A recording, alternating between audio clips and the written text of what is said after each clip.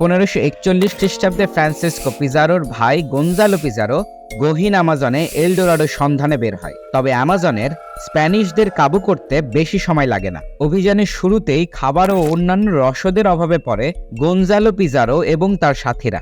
বাধ্য হয়ে গঞ্জালো তার লেফটেন্যান্ট ফ্রান্সিসকো ডে ওরেয়ানা ও কিছু সৈন্যকে খাবারের সন্ধানে অ্যামাজন নদী দিয়ে সামনে পাঠায়। ওরেয়ানাকে গঞ্জালো নির্দেশ দিয়েছিল অল্প কিছুদিনের মধ্যেই খাবার নিয়ে ফিরে আসার জন্য। তবে তাদের দুজনের কেউই ভাবেনি এটাই ছিল তাদের শেষ দেখা। ওরেয়ানা ও তার 50 জন সৈন্য নদী দিয়ে কিছুদিন সামনে যেতেই একটি গ্রামে তাদের প্রয়োজনীয় খাবারের সন্ধান পায়। খাবার নিয়ে ওরেয়ানা গঞ্জালোর কাছে ফিরে যেতে চাইলেও তার সৈন্যরা অ্যামাজন নদীর তীব্র স্রোতের বিপরীতে যেতে অসম্মতি জানায়। ফলে ওরেয়ানা ও তার দল অ্যামাজন নদী দিয়ে সামনে এগুতে থাকে।